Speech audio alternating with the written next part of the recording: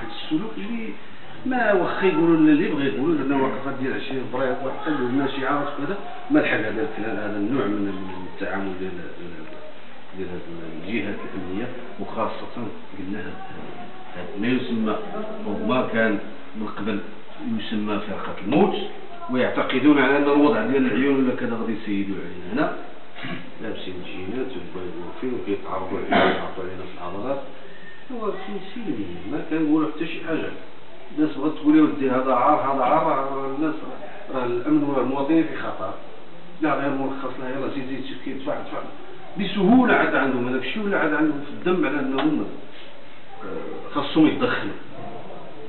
دخلت التفريغ يعني باش يفرقوا الاحتجاجات ولا الوقفات ولا في العالم ولكن ماشي في هذا الحده وهذا السلوك اللي حنا راه كنبذلو.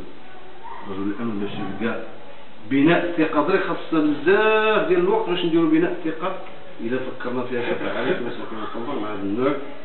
اسمحوا لي على الكلام ديال رجال الامن.